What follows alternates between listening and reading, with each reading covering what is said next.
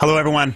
Welcome back to Jump On Air. We're so happy you've chosen to spend a bit of your Friday with us as we explore statistics, science, data, and, of course, Jump. My name is Julian Paris. I am the Learning Strategy Manager here at Jump Software. And as always, I get the privilege to be your host for Jump On Air. We have a great show for you today, full of amazing speakers sharing their knowledge and sharing their stories. I'm going to have this program up between each segment to try to keep us on track. And I do that so you know if you have to leave, you can always come back and find your favorite segments. The link to remember if you do have to leave is jump.com/jumponair. That'll connect you right back to the live stream on whatever device you want. After the show, we hope you visit us at the community, community.jump.com/jumponair. That's where you can look over all your favorite segments. You can watch the on-demand videos. You can even interact with our guests, ask them questions, or even ask for show suggestions. So we're always interested in particular things you want to see. So let us know, and hopefully we'll make it on air for you. Now, I always like to start the show with some kind of segment, and today I'm going to be doing something a little bit different. This one's called Asked Nobody, where I do statistical insights that you didn't ask for. And, I've talked about a lot of different statistical things in the past, but this time I'm going to make it a little bit personal. So I'm going to talk today about the jump effect. The jump on air effect, and not the specific jump on air effect as in what we've done for you, but what this has done for me, because today actually happens to be the 1 month anniversary of our show starting. So we've had a whole month of shows, and I wanted to look at how that showed up in data I collect about myself. Now, I'm going to start with my internet usage, because on a previous show, on episode 10, I was complaining to you about my internet speed being slower than I paid for. And then on episode 11, I talked about fixing that. But what I actually want to show you is the data I pulled from AT&T on my data usage over this last month. And these are data you can get. My router actually has even more granular data, but this is just what you can download yourself from your internet provider. And so just to take a look at this, let's actually look at what my internet usage looked like over this past month. So I'm going to put date in here. I'm going to take download and upload both, put them in as the Y. I like the bar, and I like to have this as a stacked bar, because now I'm looking at total network usage then for the month of April. And there's some little outliers here. You'll notice a few of those are days my partner and I watched a lot of 4K videos on Netflix. But what I really want to show you is the usage by days of week. So I'm going to right-click date, go to date and time, and I'm going to use that date of week abbreviated. So with an instant formula here that we saw last week we can build, I'm just going to put that on my x-axis, and you'll see something pop out. It's actually going to be even more obvious if I put these bars side by side, because you'll see Mondays and Wednesdays and Fridays, I have a tremendous amount of upload bandwidth I'm using. And that's actually when I put all those show segments that you can go watch on demand on the community. That's when I'm uploading them to the community. So we actually download the video from Zoom. I cut it up in Adobe Premiere, make segments, and put them back up to the community. So that upload shows up in my bandwidth pretty easily in the raw data. So that's actually just one jump on air effect. But I didn't stop there. So some of you know, and I showed you on episode 4, that I collect a lot of raw data about myself. I told you on episode 4 about heart rate variability and how I began training for something sort of at the end of February, and that my heart rate variability was going up. I actually collect a lot of data. Some of you may know this or have seen my Discovery Talk, NAR Statistic, where I talked all about these data, and I collect from a lot of different devices. And if you saw that talk, you know that I'm a little bit, I dare to say, obsessive about looking at my data. These are a view I see every morning. But I want to tell you about a specific thing, which was back in 2015 when I bought a treadmill and I attached this to my desk. So I have a treadmill desk. This means that I actually have data on really whenever I'm at my desk doing work, or whenever I'm at my desk walking, which is whenever I'm at my desk. And this is actually the view behind me you see now. That's that bookshelf. But what you don't ever see is that treadmill that's always underneath me. In fact, this is what it looks like if I'm looking forward at you right now. And so I always have this treadmill underneath me. So I want to look at the intraday data actually for the last few months, and we can see the jump on air effect as well. So I'm going to pull open this intraday data from Fitbit. You can actually get this using the API and Jump to hit the Fitbit servers. This is down to every minute since 2015 in June. So I actually have a lot of data here. Just for brevity, though, I'm going to pull open a graph that I've already built that's looking at the data across time of day. And so this is those single minute intervals, but now plotted as really mounds or distributions across the time of day. And so I have it shaded from when it's early in the morning and late at night, so we can sort of see that effect. Now, this is going back to 2015, so what I would rather do is actually let's filter to just the last few months. And I'm going to take everything from, let's say, the beginning of the year all the way through April. And what I'm also going to do is change that group by on the x-axis to be a group by the month. So now we can actually see these months separately. And so there we have January, February, March, and April. You're going to see one really profound effect, which is the quarantine effect. This is the sort of average steps I have within each of those minute increments. And you'll notice that my average steps within each minute has gone up quite a bit. I've almost doubled it. And part of that is I'm quarantined at home and I'm on my treadmill and at my desk working. So I just happen to walk a lot more. But there's an interesting effect here I want to show you. And it pops out if I deselect January and February and just keep the most recent month that didn't have Jump On Air, which is March, and then the full month that did. And it's even more profound. You may have noticed something already happening. There's something happening between the 11 to 1 o'clock hour. Let's just look at Monday, Wednesday, and Friday data. All right, so these are just the days of the week that Jump On Air is happening. And we're looking at, if I stretch this out, just that time of day, you'll notice something pretty obvious happens, which is I'm not walking during parts of Jump On Air. In fact, let me just add this down to the every 15 minutes so we can see a little more clearly what that is. I'm not walking between 11:45 and about 11:15. And then I do walk a little bit, and then I stop, and then I walk again, and then I stop, and I walk again. I'm going to make this effect really profound. Instead of showing the mean step, let's actually do the summary statistic as the median. And think for a second of what this is. For every 1 minute increment, this is going to show me the typical thing I'm doing. Not the average of all the different things I've done, but the typical thing I'm doing. And so what this is showing is the sort of the mean walking rate I am. I walk at 3 miles an hour when I'm on my treadmill desk. And you'll see the really profound effect. And if I'll even drag it out more to make it really obvious. Between certain times, and I'll go back and put this down to, again, every 15 minutes, between 11:30 or 10:30 and 11:15, I'm not walking. That's actually the pre-show where all the guests join and we talk with them. At 11:15, I actually start walking. Those of you who have been on the show a lot, you know that's the featured program slot. And then I stop. There's some small programs we have there. And then the Data Doctor, or Ask DOE, Dr. DOE is 11:45 to 12, so I'm walking while that's happening. Then I stop again for the short segments. And then we have a second featured program. And then finally, we have Jump in Action. And so this shows up really obviously in the data for April. And in March, you can see I would normally just eat lunch, right? So this has definitely affected what I do during my day. And that's the Jump On Air effect, at least for me. So I'm curious what the Jump On Air effect is for you, but at least it shows up in my data. So asked nobody, those are some statistical insights that you didn't ask for. Now, I do want to end by saying one thing, which is that I've collected data going back to 2015 for a lot of personal reasons. And like I said, there's a discovery talk out there you can watch if you're curious about that. But something happened a few years ago, back in 2017, and it's actually when I met our first speaker, Vic Strecher. And he's going to talk today about something really important to me, which was wrapping purpose around these different things we do for ourselves. And when he came and spoke with us at Jump, and he met with us and we talked through data that he was collecting, it really hit me that purpose is a valuable thing, especially for motivation, and that's actually shaped a lot of what I do now with my own data. So without further ado, I want to pass it over to Vic and Anne to talk through what he's doing now in his Meet the Author segment.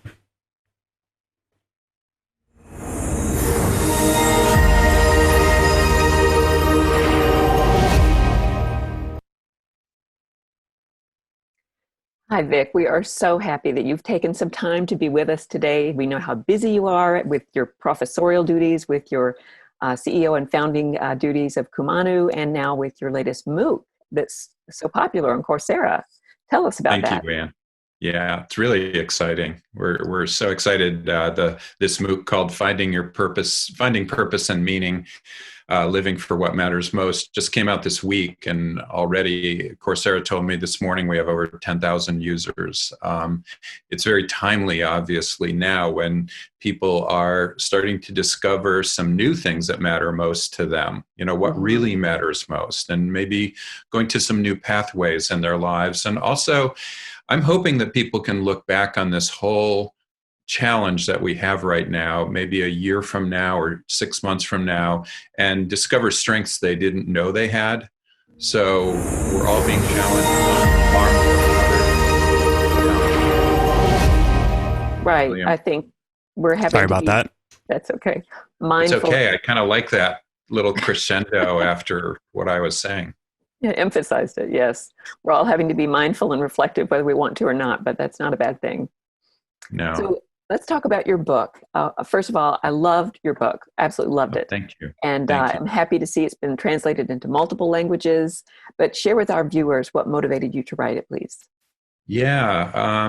Well, some people call it a trauma narrative because I'm a behavioral scientist, and I also have built many applications, digital apps before, but I help people make changes in their lives. And I'm in a school of public health.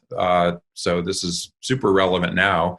Yes. We talk about communicable diseases now. That's on the air every minute of the day. But there are also non-communicable diseases like diabetes or hypertension or heart disease, many, many other things, cancers. And about 50% of our premature disease and death is preventable by lifestyle changes. And so I build different interventions to help people do that. But about 10 years ago, my daughter, Julia, passed away. She was 19 years old. She was one of the early heart transplant recipients, born healthy, but caught a chickenpox virus when she was 6 months old, which attacked her heart.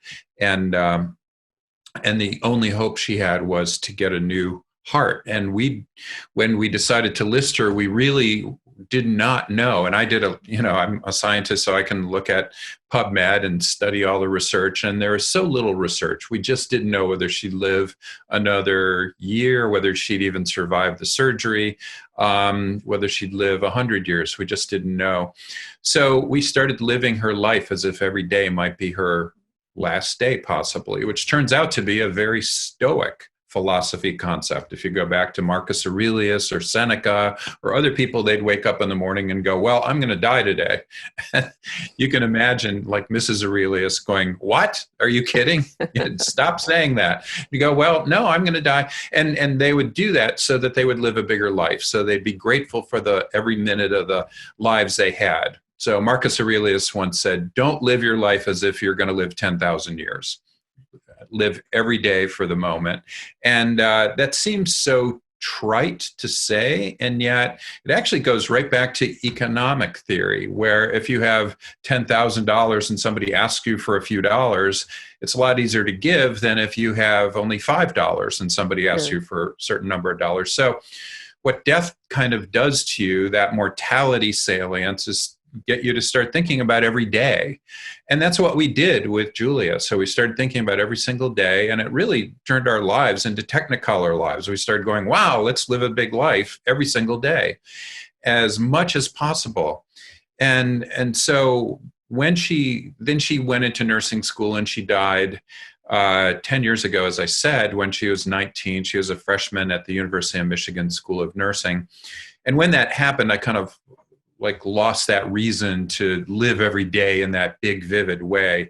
And I started reading everyone from Viktor Frankl, who had gone through horrible situations in concentration camps, to Aristotle and Seneca and Michel de Montaigne and many, many other people who discuss death and living and how to live your life.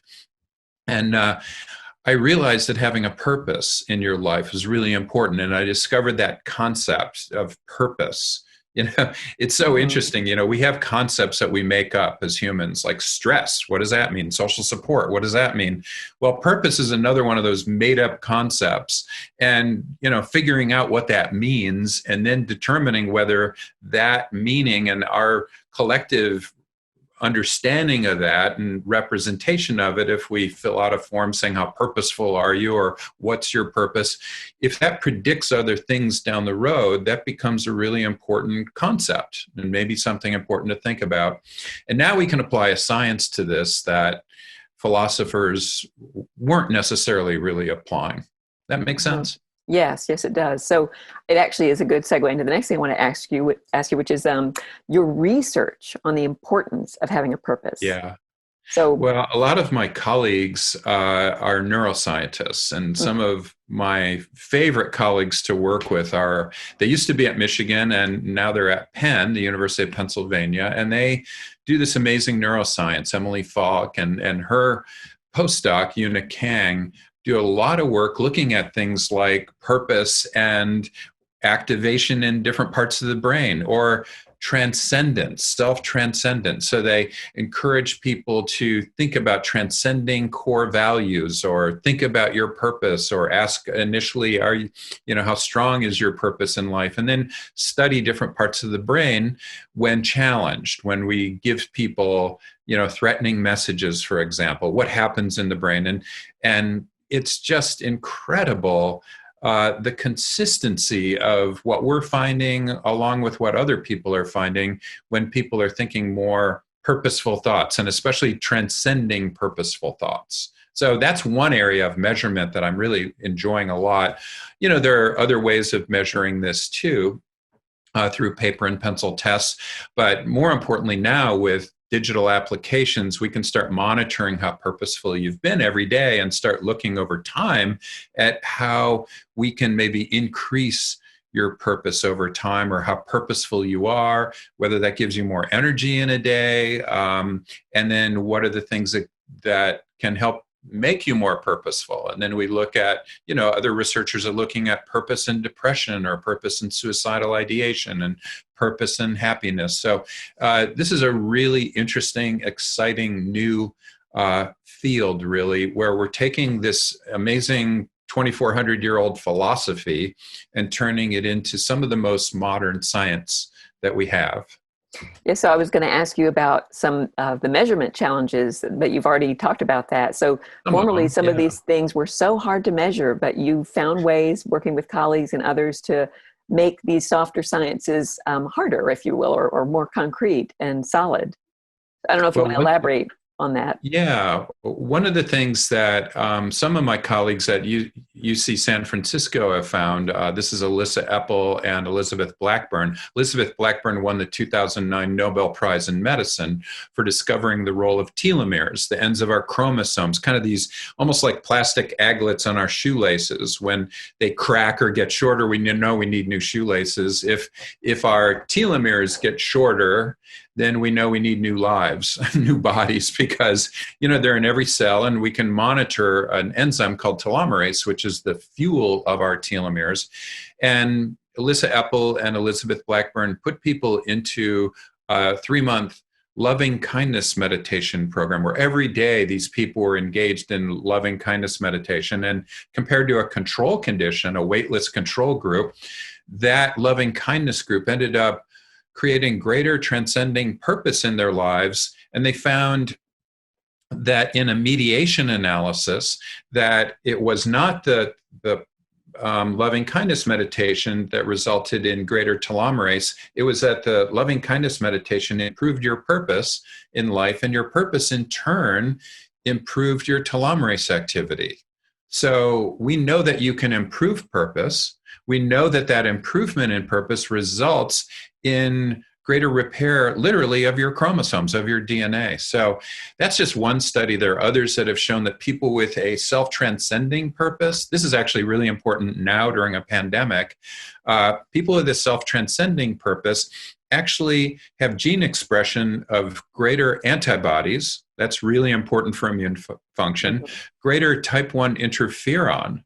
That's a super important part of immune function. In fact, now they're doing randomized trials spraying type 1 interferon in people's noses and seeing whether they are better protected against the deleterious effects of COVID-19.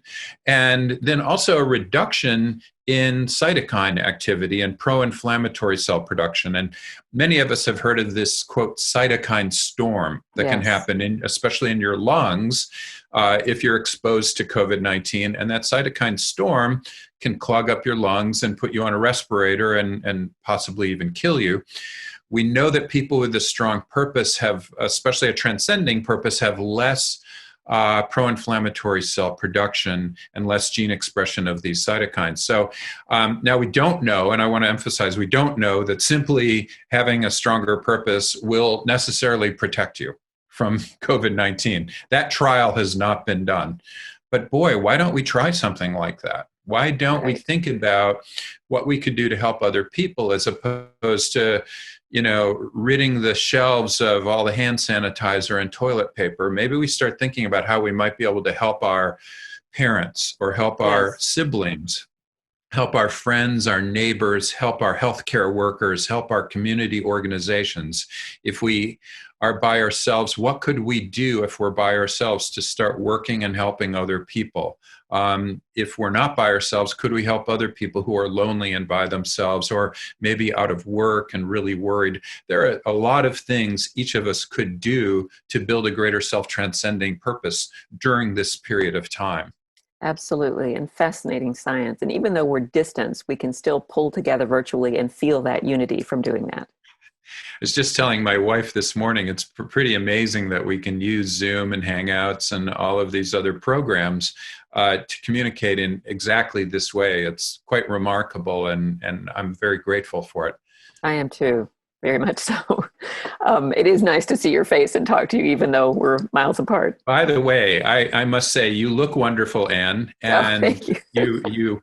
Well, I mean, so many people now, we're used to people in hoodies and, they haven't really bathed for a while. And it's so nice to see plants in your background and that sort of thing. I actually, that's one of the things that personally I try to do every day if possible. I'm not perfect at this, but kind of trying to just get, like groomed in a way. Well, I've worked from home for years, yes, and it's important to have a routine. So I stay with my routine. I work out, I walk the dog, I shower, I dress, I go to work. Good for you. Good for you. That's so cool. Feels good to have a routine. But anyway, so it's fascinating science, and I do want to applaud, the progress that you've made for making these softer sciences much more concrete and improving the science that we're able to apply. And I wanted to point out that you were one of the very first behavioral scientists to use fractional factorial designs. So I wonder if you could share with our viewers what brought that about. Yeah, sure. Well, as I think I'm a 30-year plus user of JMP. It truly did change my whole career.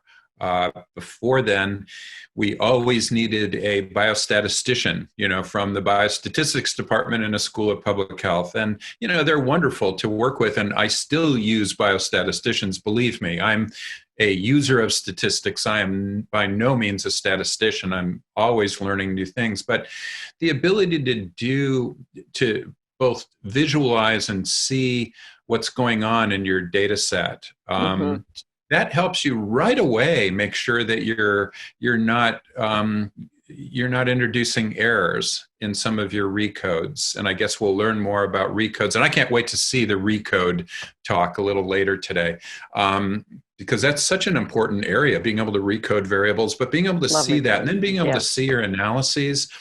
And then for us, we're working as behavioral scientists with, usually, if you're building an intervention, it's not just one thing that you're testing, unless you're just like super focused as some type of laboratory scientist. We just want to test one factor, that's all.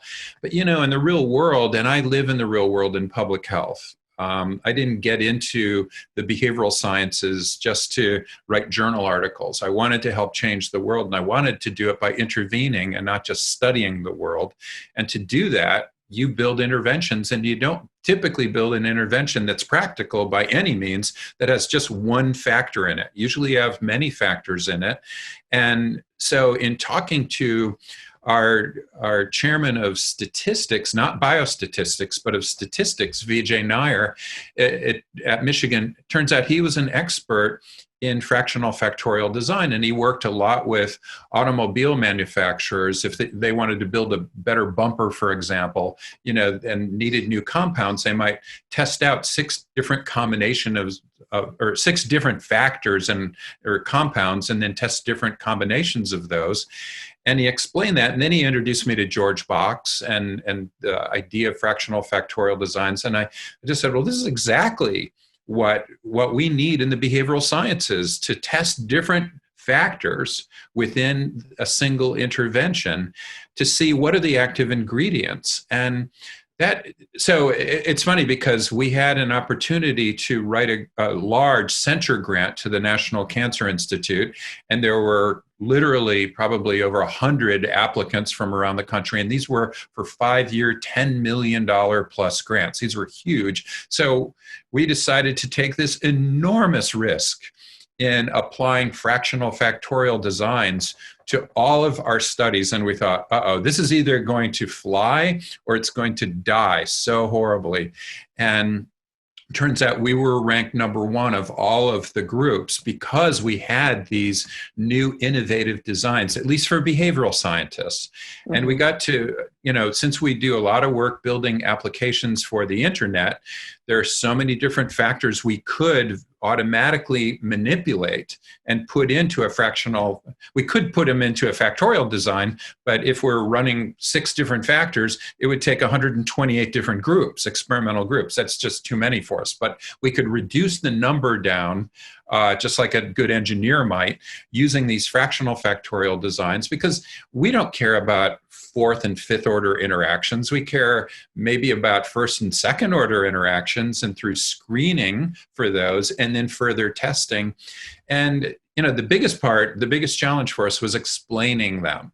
And we explain them using JMP. So, because JMP is so visual, you could see these, through the design of experiments function, you could start showing in the grant itself what that experiment was going to look like and why we were conducting a fractional factorial design. That really helped us get this $10 million grant, which led to other large censure grants down the road.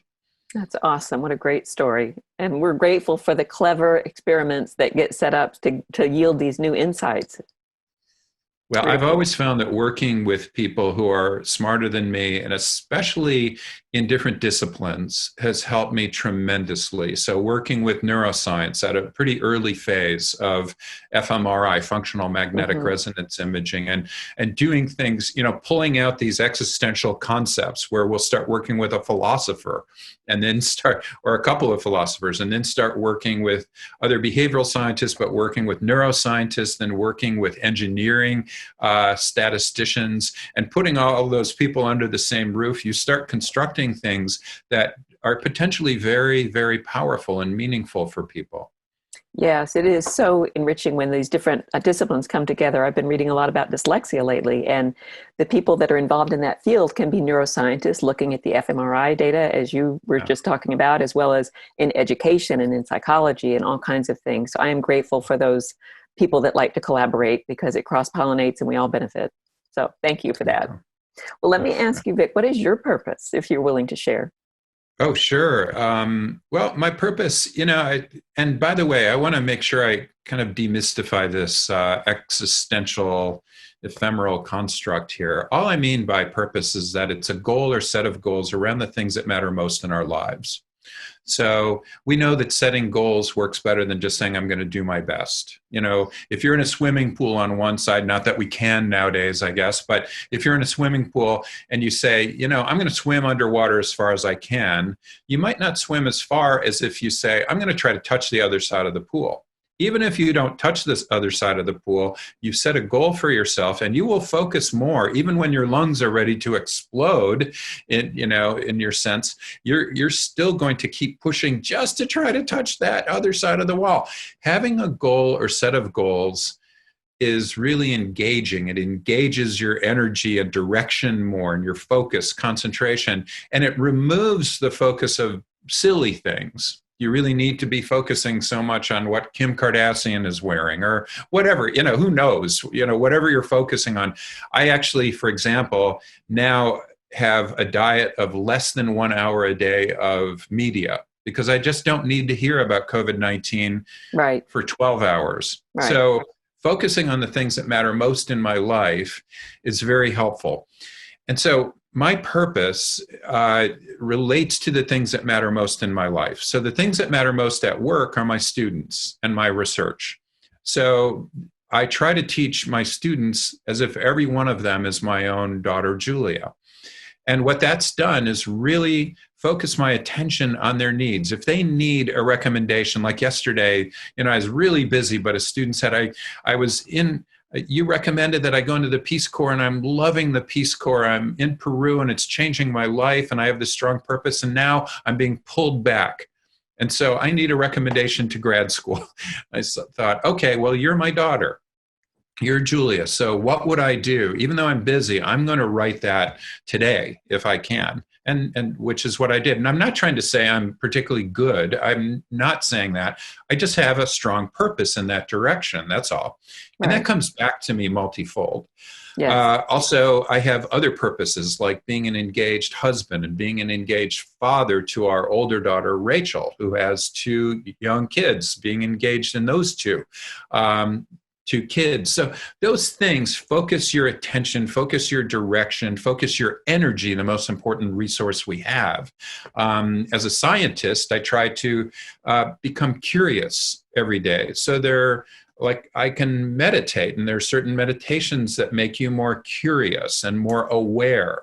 In fact, if you just start walking outside today and start looking at a plant, for example, and just studying that plant for more than 3 seconds, actually studying the veins of that plant, the leaves on the plant. Maybe it has flowers. What are those flowers like? Is there an insect that's just gotten on that plant? If you start studying that raises your awareness, and that actually has been shown to increase your creativity and your curiosity. And that's what scientists need. So That's something that I try to do every day, that type of awareness meditation. So that's a long-winded answer, but my purpose is to teach every student as if they're my own daughter, to be an engaged husband, father, grandfather, and son, to help over 1 billion people find greater purpose and meaning in their lives. Awesome. And to have fun, and to get people out onto the dance floor, that metaphorically, live bigger lives. Yes, very inspirational. Thank you for sharing that. Well, once people develop or identify a purpose, how can they sustain connection to it? Or how does one practice purpose? I mean, you shared a little bit about that, but I guess just revisiting it from time to time. Yeah, 2 things. One is our purposes may change over time. Mm-hmm. So almost any time you need a Hallmark card, you just graduated, great. You might want to think about a new purpose. You just got married, great. May need a new purpose. You just had kids. Oh, you just got sick. Maybe you lost your job. Maybe you are retiring. Maybe you lost a loved one. Anytime you go through a life transition, you may want to think about repurposing your life. Going through COVID-19 is a perfect transition in people's lives to start thinking about what really matters most in their lives. Yes. And I'm really hoping, and maybe the reason so many people now are starting to use our massive open online course on Coursera, the Finding Purpose and Meaning, is that they are searching for a new purpose. And when I read, I ask the question, why are you doing this? People from around the world are doing that. So that's super helpful. And I forgot your question though. Oh, how do people practice purpose? It was a great point, though, that we could revisit it and renew it. But yeah, just practicing it on a daily basis. Yeah, it's so important to be purposeful. So it's hard to imagine a person being purposeful if they don't have a purpose. But I know a lot of people who have a, quote, purpose in their life, but are not purposeful. They don't really engage in that purpose or align with that purpose on a regular basis. So I like to think about bringing enough energy. And, energy is an odd thing. That's an odd construct. It's not like the physics energy that we have. It's not like, if this is my energy and it's going down, at the end of the day, I might feel like I have no energy right after working all day and tired. But if I would just walk around the block with my wife, suddenly, somehow, magically, this glass fills up again. That's a weird thing about energy when we think about vitality and energy synonymously. So we need energy and vitality to bring to our purpose every day.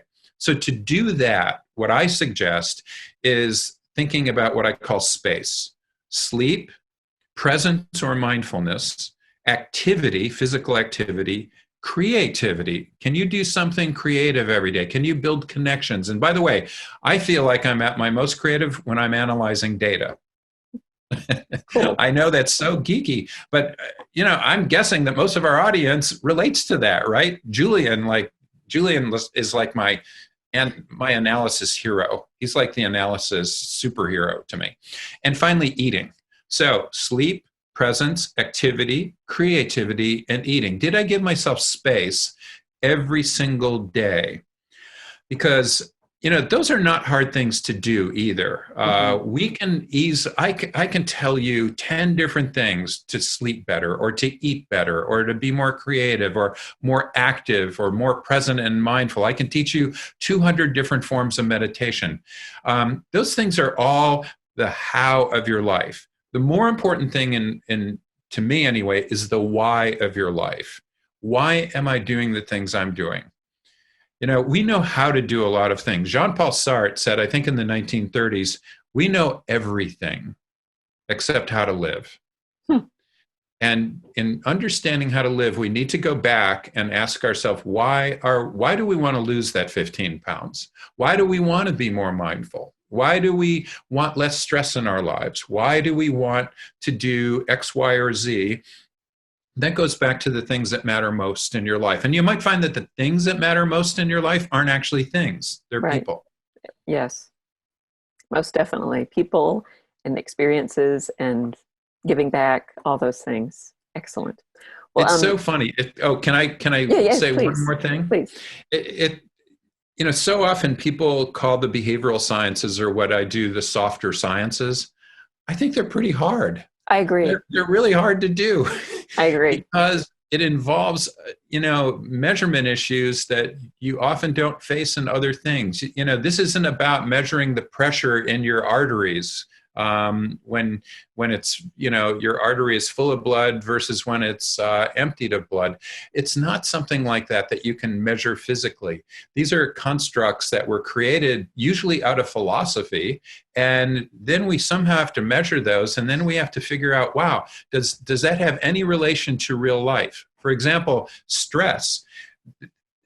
About 10 years ago, people would blow a cold virus, actually it was a COVID virus, up people's noses and then put them into a hotel room for a week to see whether they got the cold or not. But before they put them in the room and before they blew the cold virus up, they gave them a paper and pencil questionnaire on how much stress they had. And it turns out that people who reported a lot more stress were twice as likely to get colds. So that's saying there's something about this ephemeral concept called stress that, somehow we're measuring something important because it relates to our immune function. Right. And I would just say now, in this day and time, right now, we need to be thinking more than ever about immune function. We talk a lot about exposure to COVID. Let's start thinking about our own immune function as well, and things that we might be able to do to build that up. Yes. And we know that better sleep and mindfulness and activity and eating are all really good for that, but having a transcending purpose is super helpful as well. Totally agree. Oh, thank you, Vic. I can't believe we're already out of time. But I did want to call attention to a few things. Your MOOC, I want people to check that out on Coursera, and it was called Finding Purpose and Meaning. And I want to let people know that you did an amazing discovery plenary for us back in 2017, and they can find that on the community. And you made people laugh, you made people cry, and then you brought them to their feet. So only standing ovation ever for a discovery plenary that I've seen. And so I would encourage people to watch that video. And then just yesterday, we published our super user monthly blog post, and it's an interview with you. So people can find that on the community. Check that out. And you also wrote this wonderful article for us in the latest issue of the Jump Forward magazine. The Unmeasurables, Exploring the Subtleties of What It Means to Be Human. So they can find that at jump.com/forward. And yes, so many good points about the unmeasurables now becoming more measurable. And as someone who studied economics, which has been called the hardest of the soft sciences, I am really excited to see more precision coming to these important things. And we probably won't be calling them soft sciences anymore. Thank you so much, Anne. I owe you, I owe John Saul, I owe the entire Jump family so much. You have really helped my career immeasurably. So thank you so much. Oh, thank you, Vic. We are so grateful and wish you well with your MOOC and other things. Thank you so very much. Thanks. Take care. Thanks. You too. Julian, back to you. Outstanding. Thank you both so much. I need to go update my business card to put Analysis Superhero on it. So I'll be doing that during our next segment, which is Customer Care Manager. Jeff Perkinson is here to take us through a resource spotlight, specifically the JMP blogs.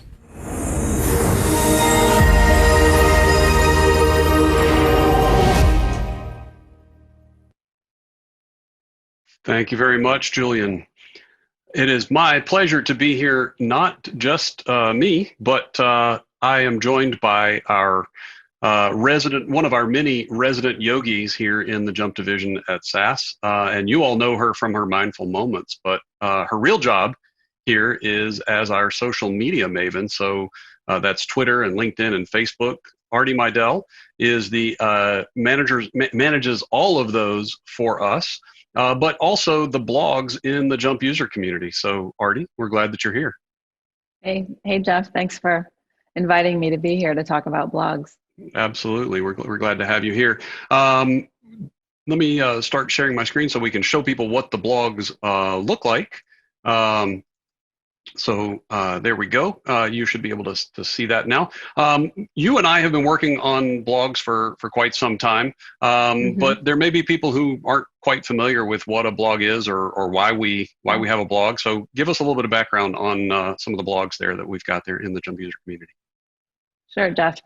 So, I mean, back in the day, a blog was meant web log. And it was often somebody's personal diary that they'd put up on the web. And it's changed a lot over the years. And so now what it is basically is a way to talk directly in an informal way to your audience and to invite interaction with that audience. So there can be comments, there can be discussion happening. And so that's what it is. And we use the blogs to allow our technical folks, our developers, all kinds of people, guest bloggers as well, to talk to people who are using JMP or who might be interested in using JMP, or people who are just interested in analytics topics. So what is the difference? There's a number of blogs. I see over here on the right-hand side of the blog window, there's a number of blogs that we have. What are the differences between them there? Can you help our audience understand how we use them? Yeah, absolutely. So you see up at the top there, we've got Jumper Cable, and Jumper Cable is the blog that is specifically for JMP users. And so it's going to have tips and tricks.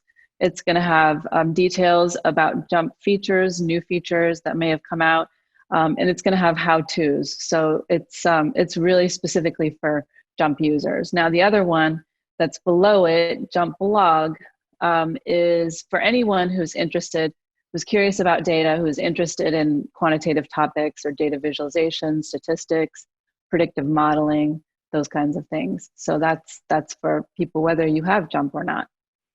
And we've recently added a new blog here, and that's the JMP Challenge. How are we using that? What's going on in there? Yeah, thanks for pointing that one out too, because that just came about last month, and one of our systems engineers, Don McCormack, created this. He wanted to offer, he's created a whole bunch of cool JMP challenges for JMP users. And so he started this blog, and it's a group blog, so Don will be posting and other people will be posting as well. But so far we've had a couple of scripting challenges. So there's been one challenge for the month of April, and Don has already shown the winners of that, or the leaders so far. And then today, you'll take a look at that. Yeah, that one right there. He just posted today the challenge, the second challenge. And the second challenge, we invite everybody to participate. You have until May 15th to submit your answer. So really quickly, while we're looking at this, I'm going to demonstrate one of the ways that people can engage with the blogs, and that is to give it a kudo, a little thumbs up. You'll see that I haven't done that yet, so I'm going to tell Don that he's done a good job there with that one. That I like the challenge too. So if we go back to the top level of the blogs, I see these individual blogs. What's the difference in the group blogs versus the individual blogs?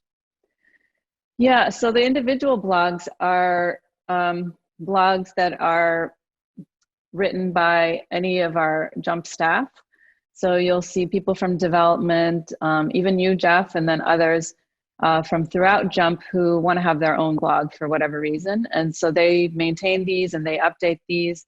And we have quite a lot of activity. And we see some in different languages as well. So take a look at the Uncharted blog, and you actually see it on the main blogs page. And that's a blog that's by Craig Hales, who is retired from JMP development, but he's still posting quite a lot. And he was actually on JMP On Air recently. Indeed, he was. Indeed. And we do occasionally have guest bloggers. In fact, we're probably going to be hearing from one later today. Tell us about guest bloggers. Yeah, we do. We're really lucky to have a few people who are passionate about JMP, and they want to blog, they want to share, their own ideas about JMP or about statistics. And so one of the people who's done this for us is Chelsea Parlett, who's going to be on the show later talking about p-values, and she's written a whole bunch of really, really wonderful blog posts for us about statistics topics. And they're some of our most popular content. She draws these cute little drawings, and she has a mission and a passion to make statistics accessible to everyone and not scary. And she does a great job at that. Terrific. What else should people know about blogs, and how can they be engaged and be a part of the blogging here in the user community?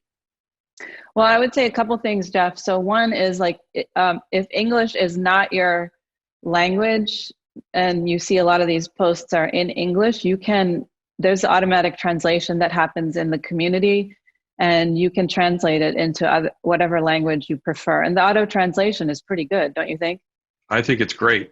We've got some colleagues who are posting blogs in Chinese and in Korean. And even some Japanese. And when I look at those, of course, I can't tell you at all what what they mean in their native tongue. But when I read the translation in the community here, it is really quite good. So I get and there's some complicated sentences that get translated. So I'm very impressed with it. Yeah. So that's cool, because then everybody can benefit from what people are writing, no matter what language. Absolutely. And then, of course, there is the subscribe choice. You want to be able, you want to be sure to follow your favorite blogs. When you log into the community, you will find under the red triangle or at the top of any of the blog pages, subscribe button. And that will get you email notification every time there's a new blog post. And that is a great way to stay engaged with those. So be sure and subscribe to the blogs.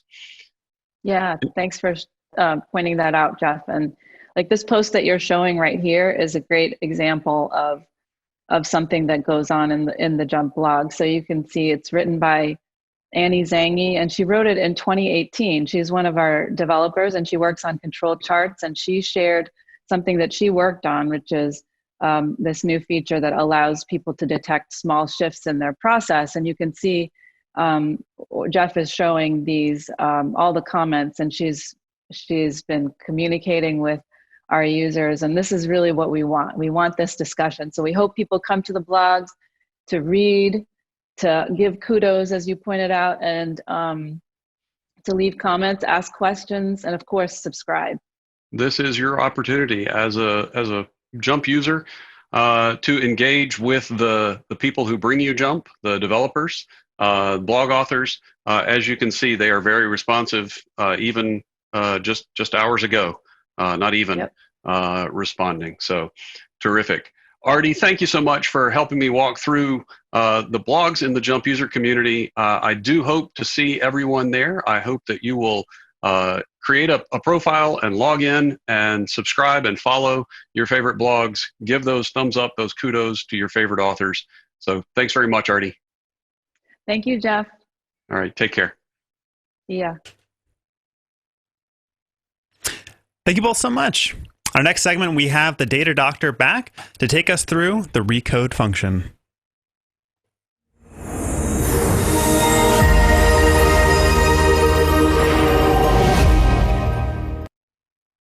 Hi, everybody. I am struggling with my auto,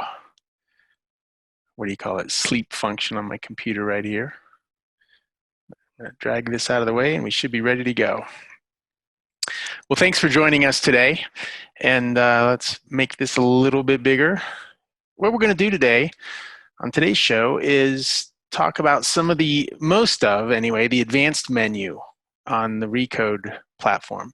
We'll also, along the way, do a little bit with standardized attributes as it pertains to recoding and changing data types. And we'll do some ad hoc delimiting. I think this is a really powerful way to extend, the delimiters that may have just been native to the data you have. But we can get delimiters to do our bidding if we're creative about how we use them. So let's take a look first at something we saw in one of our earlier episodes. We were cleaning up a data set that related to discovery papers. And you'll see that there are 3 columns here. This first is session. Okay, then the next 2 are topic and level. And they've got a superfluous word there in each of those rows. For example, the topic column has this topic : space. And we just want to get rid of that. And the same thing's true for level and for session.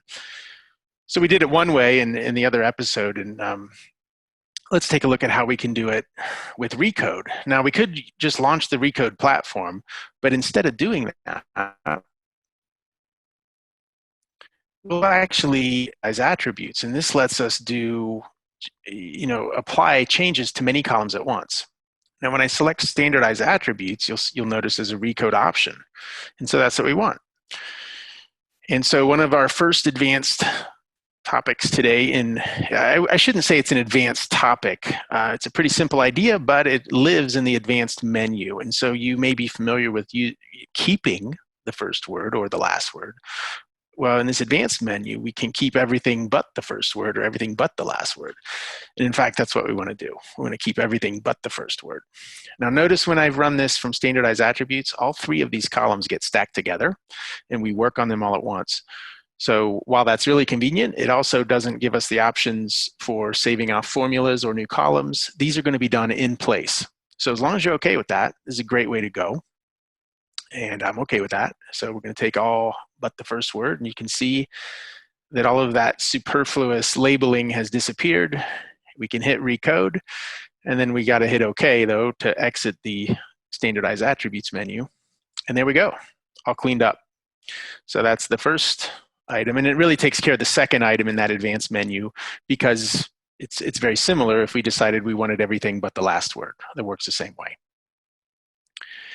Now, for what we'll be working with the rest of today's episode, we've got a pretty nasty cleanup task here, even though it seems pretty simple. Really, what we want to do is take this address information and split it into columns so that we can have, let's take a look at what we've got here. We start off with a name. And this name, though, could be the name of a person or it could be the name of a company. So sometimes that's 1 field, and sometimes it's up to 3 fields, and we're not sure which. And so that's, as we've seen in other episodes, that may not be a deal breaker as long as I've got somewhere to anchor in this string. But unfortunately, in this case, this last item in the string could be several items because it's an address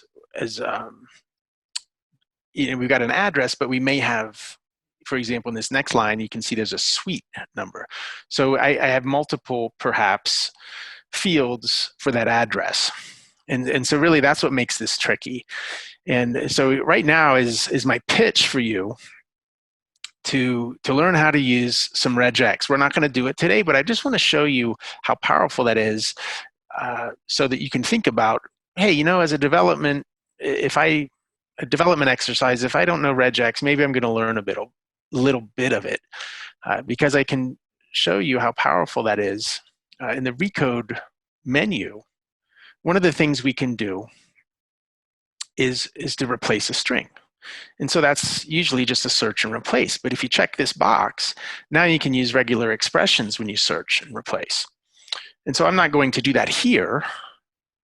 I've got this all set up in a script, but what I will do is say that I typed in this nasty, what looks like a nasty string if you don't know regex. But what this is doing is something very specific. It's breaking up that text into words exactly the way I want, and then I can reorder the words. I can say, hey, that first word, I want it, and then I want the delimiter of my choice, and then I want the 11th word you found, and so forth. And so while this looks complicated, it's really powerful. After I run that script with the regex, and again, this is something Recode can do, look at what I have now. I've got these delimiters, special delimiters, and I can just come along with our text to columns utility now. And so when I do this, it's game over. I mean, I hit that delimiter, and if I just reformat those columns that you see and change their names and make them a little wider, I'm not changing the data, you can see it broke everything exactly how we wanted. So that's the power of regex, is it's super flexible, and you can really, with surgical precision, address some of these recoding issues. But that doesn't mean we can't do anything without regex. We can actually do a lot, and we'll be able to get just as far. So let's talk about what we can do. And the first thing I'm going to do, it's one of those other advanced features, is to do a really powerful search and replace. You may have noticed in that regex data that we had, look at the states. They're actually the 2-character abbreviations for the state names. And in this data set, we've got the full state name. So I'd like to make that conversion. And rather than do 50 search and replaces, which I don't want to do, we've got a nice feature that lets us do table lookups. So it's a really powerful search and replace. Think maybe you've changed serial numbers, or maybe your suppliers have changed a part of their address or something like that. And so you got to do a lot of lookups and then a lot of replacements. This is a great way to do it. So I've got this table with the states and their codes. And so how we employ this is I'm going to right click, go to Recode, go to that advanced section of the menu. And this is called apply mapping from table. So we pick the table that we want, and that table is called state codes. And then we get to pick the column that we're trying to match, which was the state name, and we'll replace that with the code column. And this is what we're going to get. Okay, this is helping you see a preview of what you're going to get. And you also need to make some delimiting choices. And the reason I've made the choices I have is so that, for example, District of Columbia, I don't want that to just show up as district as its own word for the lookup. I need District of Columbia. I need that whole piece to be looked up so that it gets correctly mapped. Once we've done that, we're ready to go. So we'll go ahead and apply this. Let's see what happens. Here's our old data set, or excuse me, our old column, and here's the new one. And you can see that in that new column, all those states have been replaced with their 2-letter code. Okay, so at this point, we can just hide this other column. We don't need it anymore, and we'll work with this new one. Now, again, the tricky part of this data set is that we don't know how many fields set off that name that's the first item, and we don't know how many fields set off the address that's the last item. And really what's our only hope here, and it's nice that it exists, is this zip code. If we can find the zip code and do something intelligent with that, that's going to break everything apart. Because if I look at the zip code, to the left of it is my state, to the left of that is my city, and those are set off just with one set of commas, right? To the right of that zip code is an additional contact, and it resides in a single field. And then everything else after that is going to be some form of address, just like everything to the left of our city will be some form of a name. So that's actually where we have to break this up. And so we're going to do something, I think, pretty cool that may not occur to you at first blush, but this is something to put in your tool bag. Right, what we're going to do here is we're going to break this all apart with a text to columns.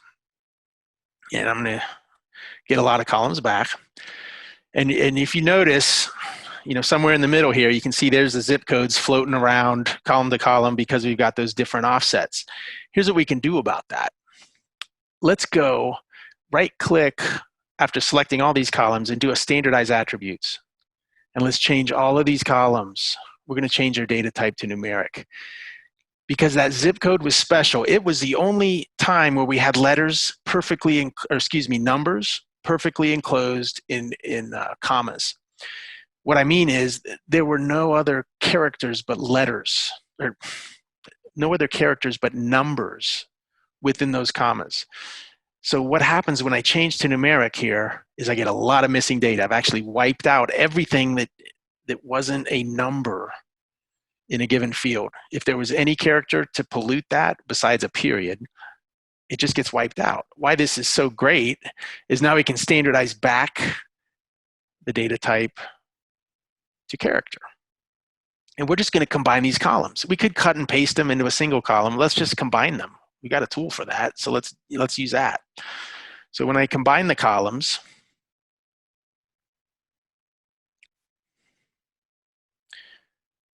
let's call that zip, and get rid of no delimiters. We don't want any delimiters. We just want everything concatenated together. And there's our zip code right here. Now this is nice for two reasons. First of all, it grabs our zip code, but more importantly, we are going to turn our zip code into a delimiter. That's where we want to split. We want everything before the zip code, everything after the zip code, and we can do that really easily with that table lookup. What we do is we open a new column and type any delimiter that we're sure doesn't appear in our data. You know, tilde is usually a good choice for that, but if tilde doesn't work, I'm sure something else will. And then we're just going to right-click that and fill it to the end of the table. And this is what we're going to look up. We're going to look up the zip code, replace it with a tilde. And so we're going to create our own special delimited data by recoding using that tool. And so the thing about this apply mapping is you can use the table that you're actually in. We're actually in this long addresses table. Well, we can use that. And it says, hey, let's look up the zip. Let's replace it with column 4. And this is what we're going to get. And so now, this is pretty powerful. We recode. And let's look at, I don't need this old column anymore. Let's look at that new one. It's got, see how every single zip code was replaced with a tilde? Now we can break on that. We can split that into text, right? And that's exactly what we'll do. We'll get rid of column 4 here. We don't need it anymore. And this was okay, remember, because we already had our zip codes sitting outside. So it's okay that we destroyed them in this process. That's no big deal. We go to columns, text to columns. And we use a tilde here to break that up. Okay, perfect. Don't need this column anymore. Now let's work with the right. This is the easy part. Remember that name that starts this off is in a single field. So I can just do a text to columns here with a comma. Okay, that's going to be easy. And so what has happened is that the first column that comes back is always that extra contact that was part of this data. So we'll just call that contact.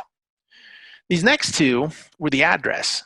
And you know, we don't care about combining these back together again. It's just one big address field. And you can see that the reason there's sometimes a second column was the suite numbers. That's no biggie.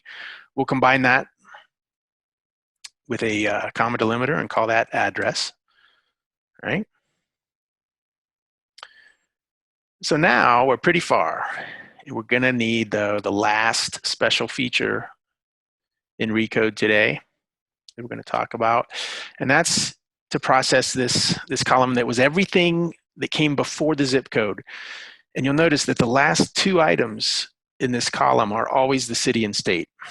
And so how do we grab the last 2 of something? Well, if we go to Recode, go to that advanced section, there's something called extract segment. And this is extraordinarily powerful feature. We'll talk through it here a little slowly at first so we can see what's going on. There are some default delimiters which I will not use. I'm going to use my own. And for now, I'm going to start with a comma and a space. I'll eventually lose that space delimiter. I don't want it, but I want it for the illustration. And let's just say, as I drag these little bars, you'll notice that it highlights different parts of my text. And you've got a lot of ways of interacting with this. You can interact this way with the number boxes, but you can also interact with the slider. But what's happening right here is it's saying, okay, the beginning of the text I want to capture is referenced to the start of the string. That's why it says from start. And I want the third word. So 1, 2, 3, printing in this case. That's the third word from the start based on the delimiters I picked. And we want to go to the fifth word from the start. 4, 5. And so this text is what's going to be extracted and sent back to the table. You could also reference from the end, which is exactly what we want to do. We want to say, look, I want you to start capturing text, the second to last thing in here. And so that's going to be a -2, second to last. And I'm going to get rid of that space delimiter. It's breaking up Santa Clara, but when I get rid of the space as a delimiter, it's only using commas now. That's the city, the second to last. And bump this up to -1. The very last is the state. That's what we want, second to last and last. And that's how we specify it. Now there's other options here that we don't have time to illustrate today, but you have a lot of power as to what do you want to do if I have consecutive delimiters with nothing in them? Do I want to consider the beginning and end of text as delimiters? Do I want to replace all of the delimiters with one of my own? There's a lot you can do here.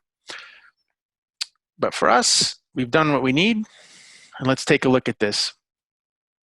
City, comma, state, it all comes back, and I can just break this up with the text to columns. Now, I could have done 2 separate recodings, but I think it's just as fast to do this way. So there's city, state. And what's nice is that having done what we just did, now we're looking to do kind of the inverse. We're saying, okay, let's go back to this string again. But now I want everything except the last 2 words of the string. I want to start at the beginning and take the first word, and I want to go all the way to the third word from the last. So how does that look? Well, starts out all the same workflow. Turn these off, put our comma in here and the characters delimiters. We're going to start at the beginning of the string. So from the start, first word right here. Whoops, I didn't mean to drag that. Right here. And we're going to go all the way until the third from the last. So from the end, third item. Remember that second item was the city. See, if I go up to second, I'm grabbing the city again. I don't want it. I just want everything else. That's it. That's going to do it for us. Let's take a look. That's that name. Okay, so whether as in row 13 it was a single field or whether in row 1 it was 3 fields, didn't matter. It grabbed what we needed. So we can call that name. And don't need this anymore.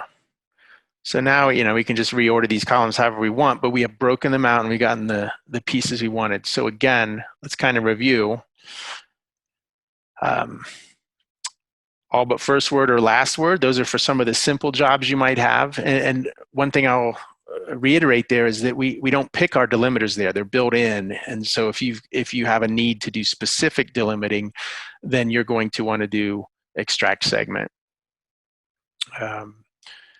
Also, we mapped from the table in a couple different ways, right? We mapped states in their codes, and we also used it to help create a delimiter out of thin air. I mean, basically to use zip code as a delimiter. So some really powerful features here, kind of hidden in the Recode menu. So, and again, a plug for a little bit of regex might go a long way for you. So, take some time when you're stuck at home to maybe learn a little bit of regex over time. I think it'll pay itself off for sure. Julian, back to you. That's all I've got. Outstanding. Thanks so much, Brady, as always, illuminating, and I love that you showed things under an advanced menu, but made it seem approachable. So thanks again. In our next segment, we have Ryan DeWitt back for another edition of Have You Tried?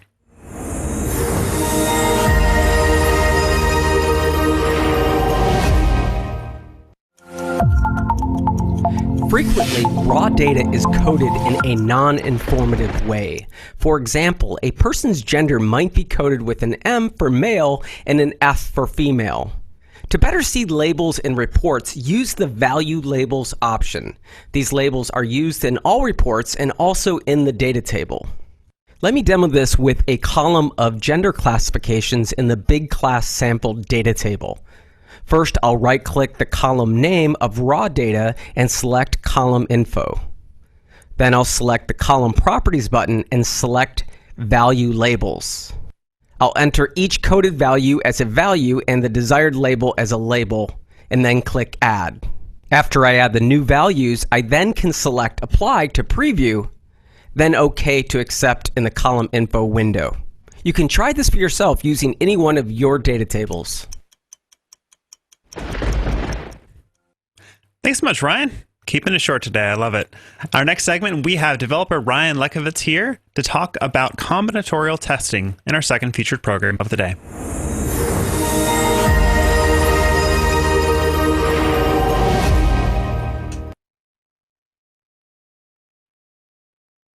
Okay, so thanks, Julian, for that. Now, we'll say, too, if you had seen before on the Jump On Air, you may have seen Joseph Morgan's name as being the presenter for this.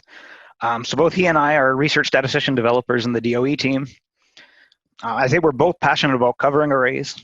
So when we're in the office, pretty much every day we go for a coffee in the morning, whereas most people might have water cooler talk, ask about each other's families. Instead, we're usually talking about covering arrays or some other kind of design of experiments topic.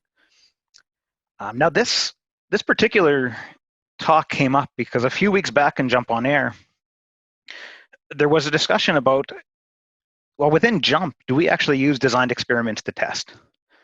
And so it turns out that we do have a very powerful platform within Jump Pro called Covering Arrays that is basically another tool that the testers have in their toolbox. Okay, so now before we really get into a covering array, there's really this question, well, if you're testing a complex engineered system, what is testing? Right? And so there's this famous quote here said, testing is the process of executing a system with the intent of finding faults. Right? And so what is a fault? By definition, we say it's a defect in the system. Right? Whereas a failure is the observed behavior deviates from the expected behavior. Now, if you think if you're a tester or if you're a Jump user, instead of the fault, right? So a fault would be there's an error in the code. The developer has gone in, they've made a mistake. So what does a tester or what does a user see? Well, just that the observed behavior is different than what they expected. So what a tester wants to do is to force that fault to induce a failure, right? And so what is the developer going to do? Well, they're going to try to fix the fault. And really what that just means is they want to fix the bug, right? So it's the developer has made a mistake in their code. The tester said, well, I did this, this, and this, and there was some problem with the system. Then the developer has to go and fix it. As much as the developers may not want to see any bugs, inevitably it's going to happen. Well, so what's the testing challenge? So from a tester's perspective, what's the big issue that they have? Well, so given your system, right? So think about something like Jump and a fixed budget. One of the first problems is the selection problem.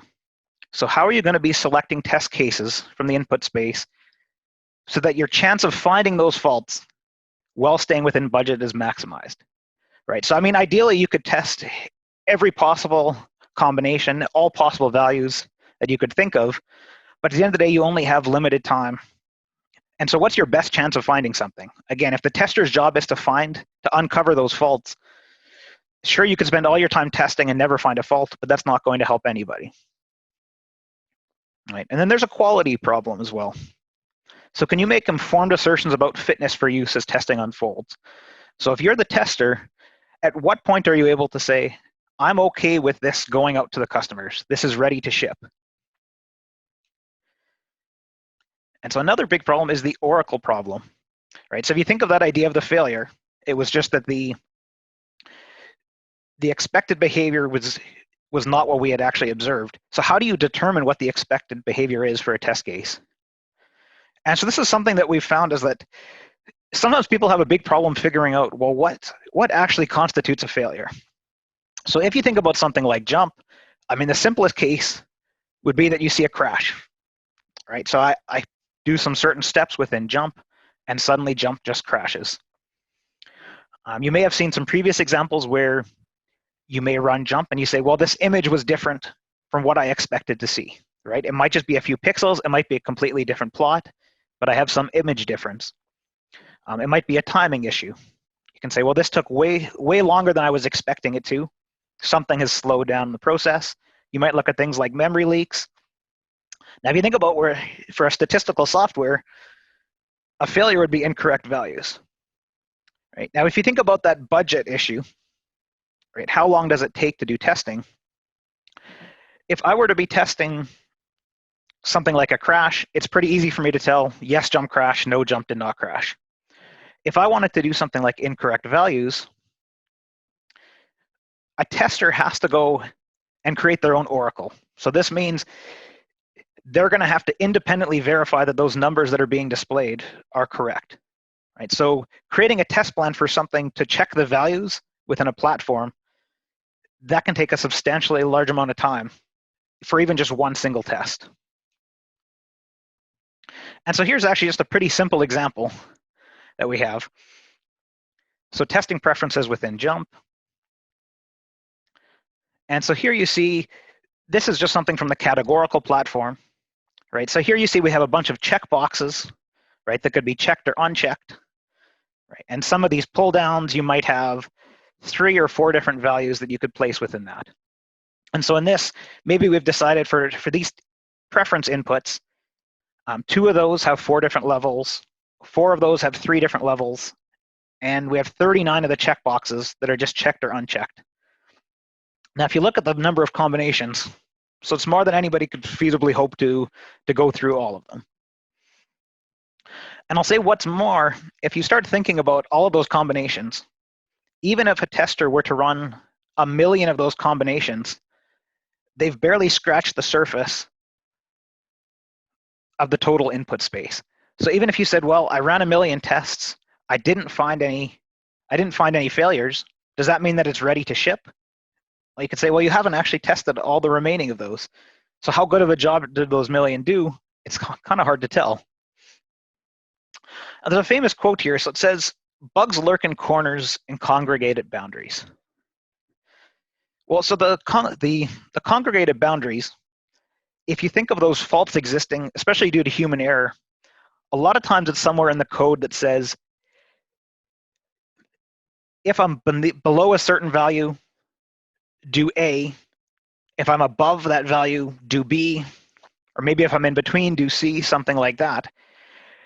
And so from a tester's perspective, well, you need to find out what are those boundaries? At what point is that system supposed to be doing something different?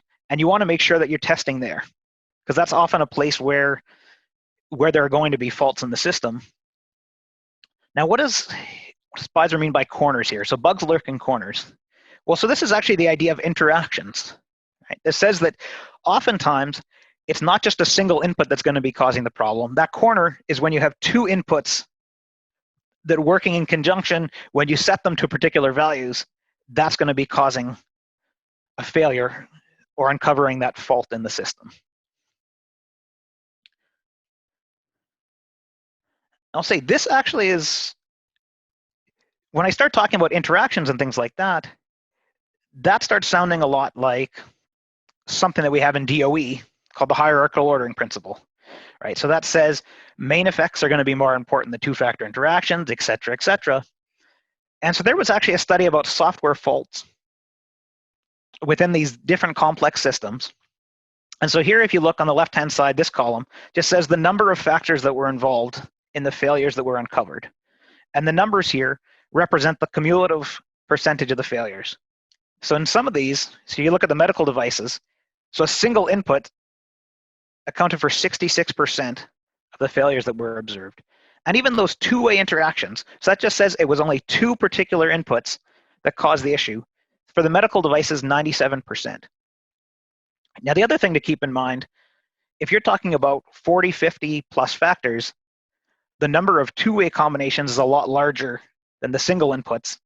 And likewise, as you keep increasing these number of factors, there's a whole bunch more combinations. But this is still saying, if I just keep it simple, if I worry about those kind of those main effects, those single inputs, the 2 at a time inputs, the 3 inputs at a time, I've actually covered most of those failures that are in the system. But now if you think about that from the perspective of testing again, if we go back to this example, so if I said, well, what might I try to do? Maybe I would turn this on, turn this off, see if it's going to fail or crash, whatever I'm testing. Do that for each input. I might start doing it for each of the pairs. You can imagine that starts to take a lot of resources to do that one at a time. So is there a better way? Well, so coming from the DOE world, perhaps not surprisingly, there is a better way. And so it's what we like to call combinatorial testing. And so this is a family of test case selection strategies used to test complex engineered systems. And so at least within our JMP world, when we're talking about combinatorial testing, we're talking about using this idea of a covering array. Well, so what is a covering array? So here's a formal definition. So I don't want to spend a lot of time going through this. It looks like a lot of symbols and everything like that. The thing to pay attention to here, we have this idea of n, right? So n would be this n by m array. N would be your number of runs, or how many test cases that you're planning to perform. This v1 to vm, that's essentially just your inputs, right? Or your different factors and how many levels each of them have. The other key thing for covering arrays is this idea of the strength of a covering array. So we say this, a covering array of strength t, it means that if I take any t factor or t column projection, each of the possible combinations of those inputs is going to be used at least once. Right? And so here's just a simpler way of stating that. Right? For a covering array, a t covering array has the property that if I take any subset of t, and we'll see an example in a minute here, it just says every possible combination of levels occurs at least once. Now, if you're familiar kind of in the design of experiments world, that sounds a lot like orthogonal arrays. Right? And it actually turns out, well, an orthogonal array is a covering array, but it's just the key difference is an orthogonal array says every possible combination occurs the same number of times, right? And in a covering array, I just say it needs to occur at least once. It doesn't matter if they all show up exactly 3 times, as long as it shows up once, I've hit what I wanted to for a covering array. Whereas we're in the orthogonal array, it would say, well, it has to be exactly equal or it doesn't count. So let's just look at a couple of examples here. So on the left, I have this CA 6, 2, and 2 to the 5th. All of this means is that I have a covering array in 6 runs of strength 2, and so I have 5 inputs, each with 2 levels. So strength 2 means that if I pick any pair of columns, that all the combinations occur at least once. In this case, because all the inputs are binary, so if I look, here's 1, 1, 1, 2, 2, 1, and 2, 2. So all of those occur at least once. And so that'll be true no matter which 2 columns I take. Right? All of those combinations are going to occur at least once. Now the other thing to note, because I don't even have 8 runs here, this can't be a strength 3 covering array. Right? Because in that case, I would need 2 to the 3, or at least 8 runs to make sure that every combination occurs at least once. Now if we take a look at this right-hand side, so in this case, well, so that 12, that means I have 12 test cases, right? Strength 3 and the 2 to the 5th. So strength 3 now means that if I take any 3 inputs, now each of the 8 combinations is going to occur at least once. So if we see there's the 1, 1, 1, 1, 1, 2 should be there somewhere, 1, 1, 2 is there, 1, 2, 1, et cetera, et cetera. And that'll be true no matter which 3 columns I take. And so it's worth mentioning as well is that, so of course, if it's a strength 3 covering array, that also means that it's a strength 2 covering array, right? Because if all the triplets are there, then of course all the pairs must be there as well. So an interesting thing is that in a lot of the covering array literature that you'll see, a lot of this is striving for this idea of optimality, right? And so what an optimal covering array is, it says that, can I find the covering array that takes the minimal number of runs? right, such that it still has that property of the coverage. So in this case, it does turn out that the smallest design or the smallest covering array has 6 runs such that I have 5 binary inputs.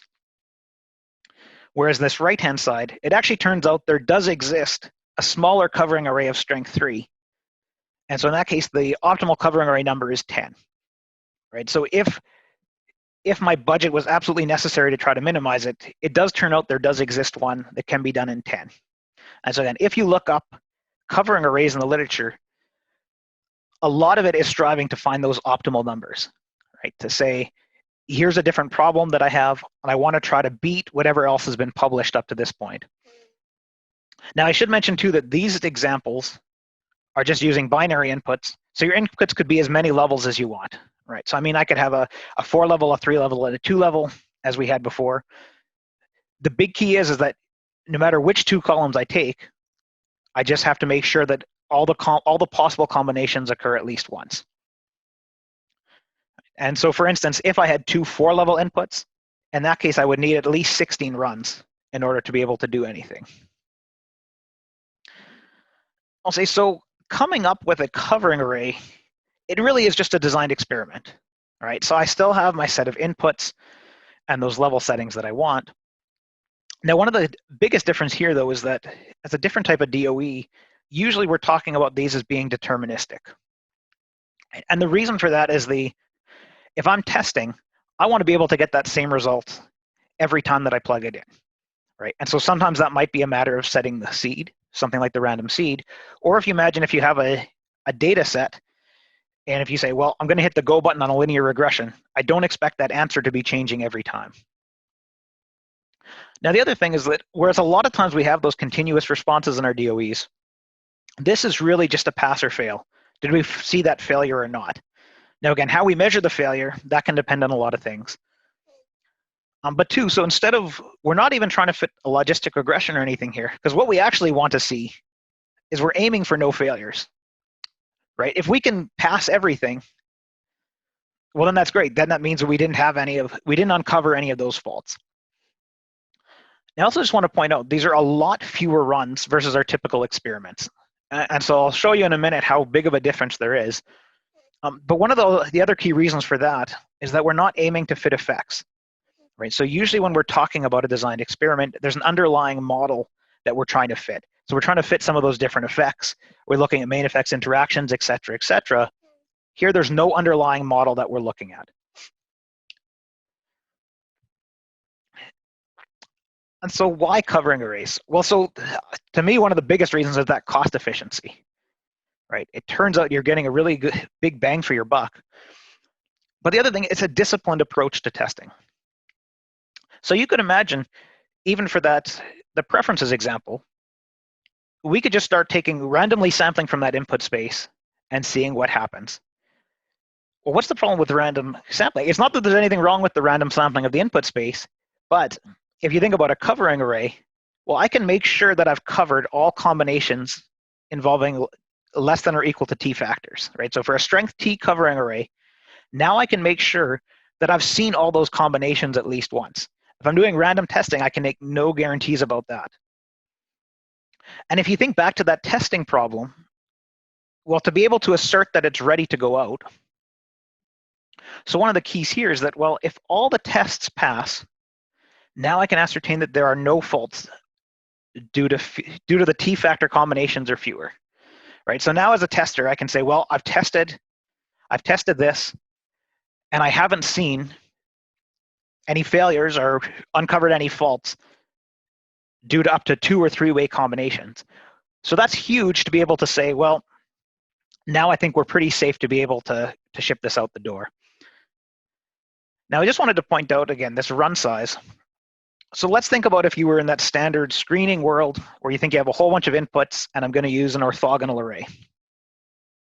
So on the bottom row here, this is the number of runs that you would need given the number of factors.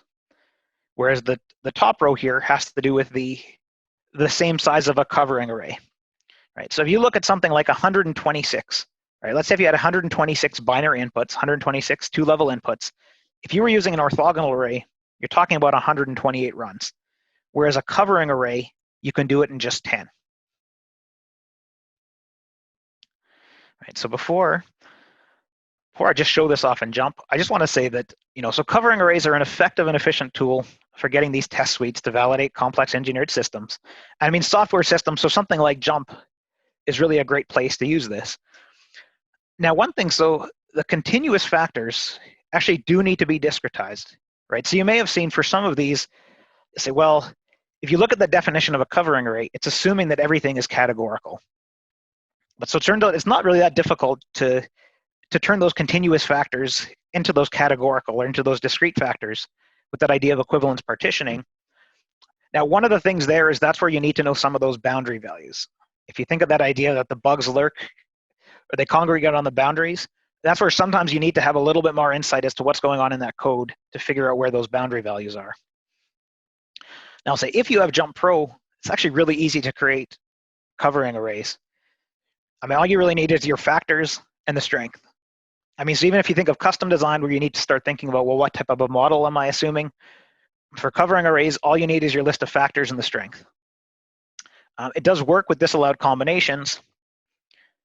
And in fact, with the disallowed combinations for covering arrays, you can actually have missing values as well, right? So you could have particular inputs that when one of them is at a certain level, then another factor makes no sense whatsoever, right? As if you were thinking of doing a regular design, maybe you'd have to add another level for does not matter, something like that. Well, in a covering array, it's okay if something like that is missing for it. That would just tell you, well, it makes no sense here.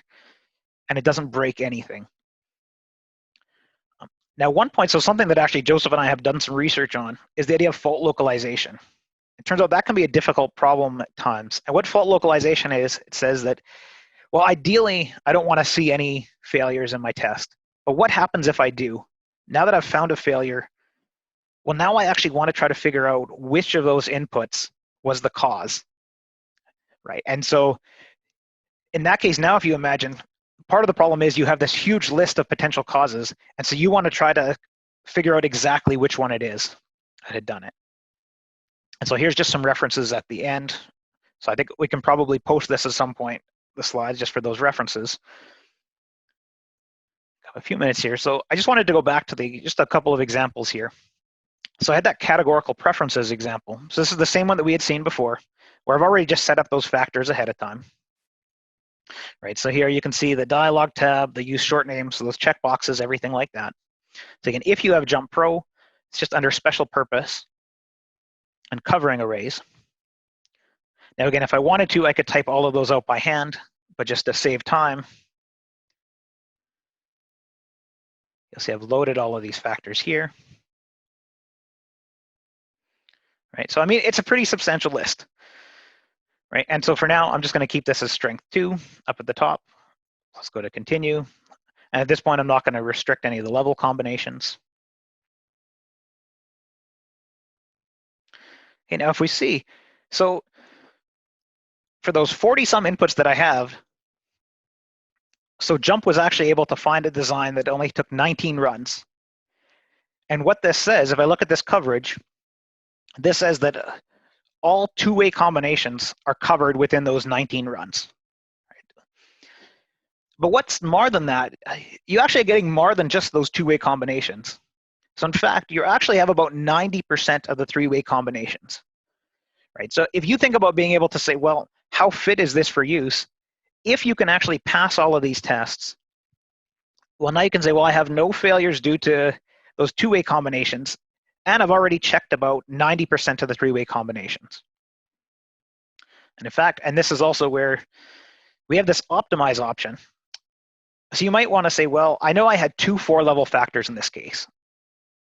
So can I get down to, let's say, something like 16 runs? And if I hit this optimize button, so behind the scenes, what JMP is actually doing is trying to reduce the size of that design. Right, and so you can see here, it's trying to go through it. And already I can see that it got down to 18. Right, so if this was a really expensive process, if it's really expensive to test this, even that 1 run savings could make a huge difference for me. Now, one of the problems that we do run into here is what strength? So of course, strength 3 is a lot better than strength 2. So let's see what happens here if we do strength 3. I just hit the back button and said strength was equal to 3. And so in that case, it actually got it down to about 85 runs. Right now, I want to point out here, so in this case, so of course the strength 2 coverage is also 100%. Now our 4-way coverage is about 98% in this case. But now you could decide, well, this is more than 4 times the cost as we had for the 2-way coverage. So depending on your budget, if you're happy with, the 18 runs to get the 100% 2-way coverage and 90% 3-way coverage, then maybe you're content with that versus 85 runs to make sure that you have the 3-way coverage. And I think just to mention here, actually, let me bring that back up really quick. So let's load those factors again. I just wanted to show quickly how the analysis, I think I'm almost out of time here, but let's take a look.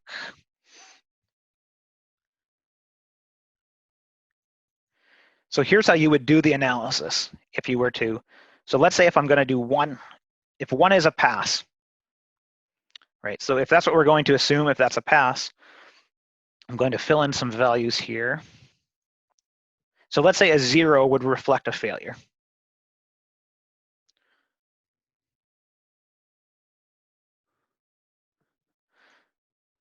So here's why the fault localization can be difficult.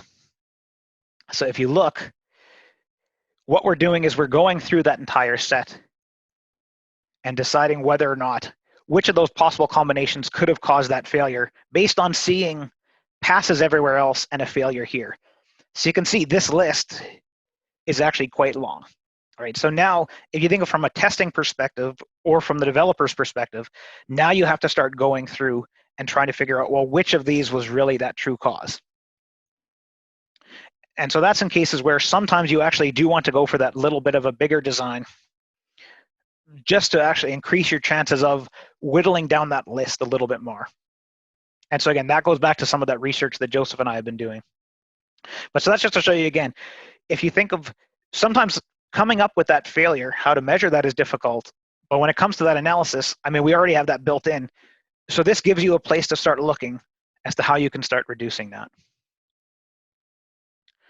But I think that's where I'd like to end. So I do have another example that, I mean, I'll post in the, I think I can post in the community forums. So the other example was just a traffic collision avoidance system.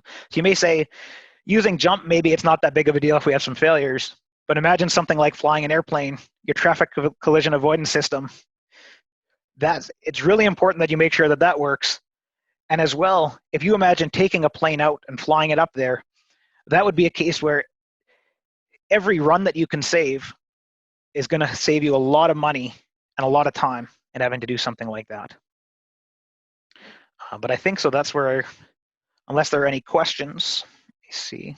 It does not seem as though I am broadcasting audio. Oh, now it seems like I am. I am so sorry about that, everybody. Let's get this back on track. In our next segment, we have a really great episode of Stat Snack here with one of my favorite former students, actually, Chelsea Parlett Pelleriti, and she's going to take us through p-values.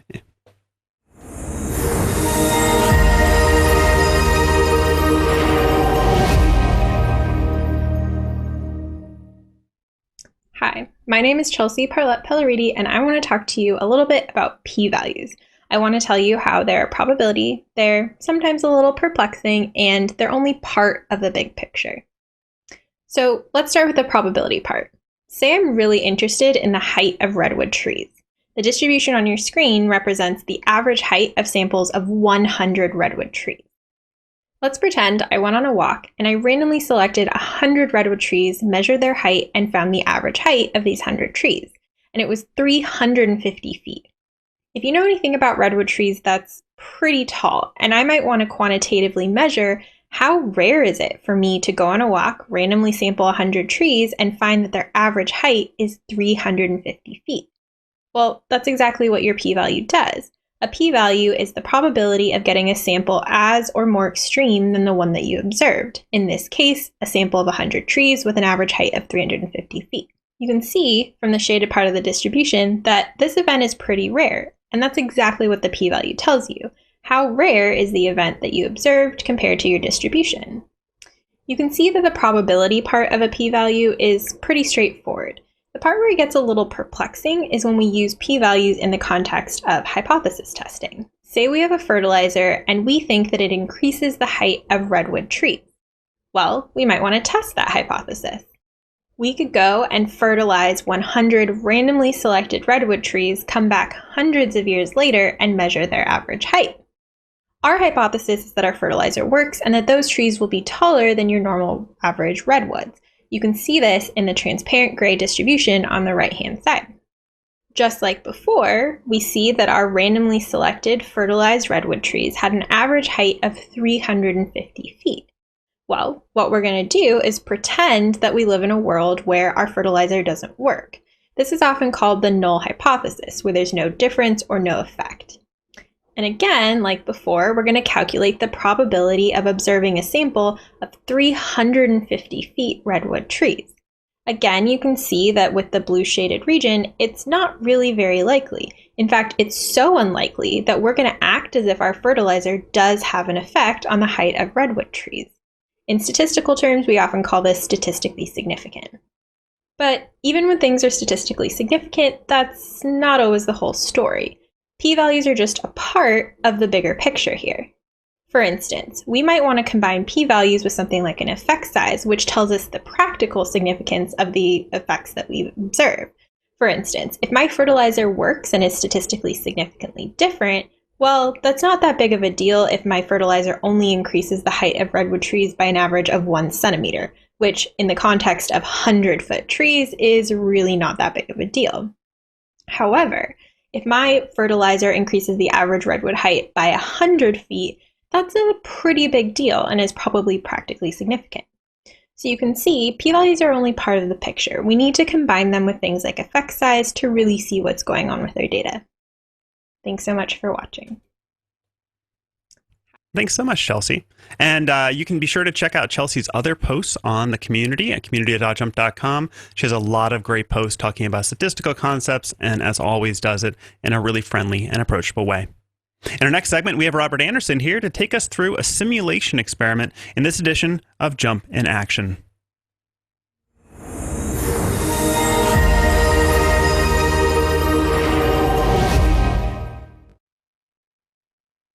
In this short segment, I'm going to talk about two alternative approaches to optimizing a process or product.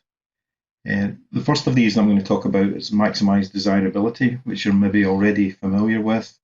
The other one is simulation experiment, and it's kind of hidden away slightly within the prediction profiler. So this is a typical processor system that we have here, where we've got a number of inputs or factors, things like pressure, modifier, etc. And then we may have a number of outputs or responses. In this case, we're just going to consider one response, but what I'm going to show is applicable to multiple responses or outputs. And the first thing we have to do in this situation is build a model that kind of describes our processor system reasonably well. And one way that people often build a model is by running a designed experiment. So this is a 13-run definitive screening design here. And this is what we're going to use to build the model that we're then going to use to optimize the process.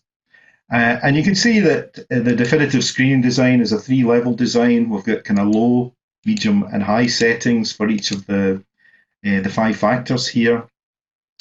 And the other thing that you can see, I've kind of coded it blue for the low setting of a particular factor, red for a high setting, and green for the kind of midpoint or center point of the range. Just by observation here, we've run this experiment now. We've run these 13 different runs, and you can see actually, I think run 2 is giving the lowest value for that critical output, and I think run 10 here is giving the highest result.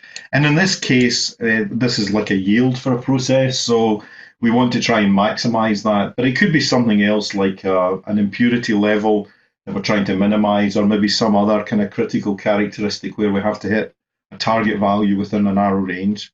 So the first thing we have to do here is build a model. And there's lots of ways that you can build models in JMP. I'm just going to use one of the built-in scripts here, and I'm going to use this fit2 level screening script here. That actually is a newer way of analyzing definitive screen designs that kind of takes account of their special structure, and it's called fit definitive screening. But I'm going to use this kind of older approach because I think it's kind of easier to tell the story with it, although the other method is probably more sensitive in certain situations. So here we have this screening platform. First thing it's identified is 3 active linear or main effects. So we have time, temperature, and modifier here. Then it goes on and looks for higher order terms involving those active linear or main effects. So there's a squared term here for time, so there's kind of non-linear effect due to time. And there's also a 2-factor interaction here between temperature and modifier. They're represented as kind of cross-product terms in modeling. And there's a little diagram or this half-normal plot here. I can see the active terms. They're the ones that kind of stick out from the background noise. These are the grayed out pluses that are following this blue line. So they're the other terms that could have been in the model, but are deemed not to be in the model. So I'm going to go ahead and make the model now. And these are the 3 linear or main effects that I've identified. Then this squared term for time, so that non-linear effect, and then this 2-factor interaction here between temperature and modifier. And I'm going to go ahead and do a standard least squares fit where I'll estimate how important each of these terms are and check to see whether they're statistically significant effects or not. And I'm going to go for the slightly simpler minimal report. So the analysis is the same, it's just going to reduce some of the statistical output by choosing that minimal report. So I click on run. And the first thing we can see is how well our model's fitting the actual data. So we have the actual critical results plotted on the y-axis here versus the critical output predicted by the model. And the model's not perfect. You can see there's a bit of scatter about this line, but the R-square number here is telling me that this model's explaining about 98% of the variation. So it's explaining a large part of the variation. You can also see that all of these terms are highly significant. So we have these 3 linear or main effects, the 2-factor interaction, and also the squared term for time here. If I scroll down, we have the prediction profiler, and you can see the critical output being displayed here, how it's going to change relative to each of these 3 factors. One of the first ways of optimizing it is shown here. These desirability functions here are going to be used to find the best conditions that are going to give the most desirable result for that critical output. So if I go into this red triangle menu here and I go to optimization and desirability, you can see these desirability functions are turned on. If I wanted to go and set the desirability here, I can click on that, and then that allows me to specify what the goal is for my response. So in this case, I'm wanting to maximize it because it's a yield. If it was something like an impurity level, I would maybe want to minimize it. And then it could be some other characteristic where I have to hit a target value. So this is where you would set what's the acceptable range for a particular parameter or response. And also, if you had more than one response, you could give them different weightings here so that they're not given equal influence in the optimization. So let me go ahead and actually I'm going to turn off the desirability functions just to make the profiler look a bit simpler. So go in here and let me turn them off. So even though I've turned them off, they will still work in the background even though I'm not displaying them here in the profiler. Let me make the profiler a little bit bigger here. And so the profiler is actually a visualization of the model that we've built. So if I go in here just to show you the model that we've got, it's this kind of, these are the linear effects here, and these are the coefficients of how important each of those linear terms are. Then we've got the squared term here, and again, this is a coefficient for that squared term, and then this is the 2-factor interaction here, along with the magnitude of that effect. But that equation's not a very easy thing to kind of visualize. So the prediction profiler brings that to life. So I can dial up any value of time and then see what or indeed temperature or modifier, and then see what the predicted output would be. And we've got the prediction there along with a confidence interval in that prediction. Let me set these things back to the middle of their ranges. And let me go in here and turn on a thing called the simulator. Because the other kind of useful thing you can do with this profiler is you can simulate the impact of variations in these set points or settings for these factors. So you can do that by introducing some random variation in these things. And you'll see these are defaulting to normal distributions. You can actually choose from many different shaped distributions. I'm just going to go with a normal distribution here. And then when I click on the Simulate button, what the profiler is going to do, it's going to use that equation or model that we've got, and it's going to calculate what it's going to randomly pick from these distributions here, and then calculate what the critical output would be for a particular combination of those factor settings. And by default, it's going to do that 5,000 times. So if I click on the Simulate button, it's simulating a distribution that I would get with these particular set points and with this amount of variation or drift around those set points. And you can see if I click on Simulate, I get a slightly different answer each time I do the 5,000 random simulations. But you can see that the defect rate is around about 43%. So we get slightly less than half the distribution below that lower spec limit there. In fact, if I double click on this, I can change this into a percentage and maybe make it a little bit easier to read the number.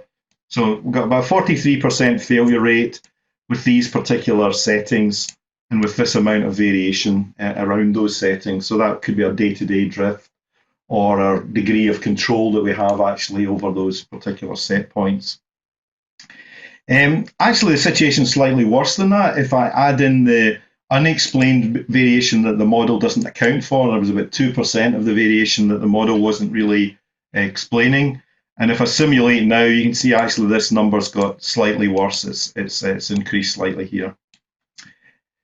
So let's save these as the initial settings for this process. So if we go into factor settings and say remember settings, I'll call this initial. And then click on OK.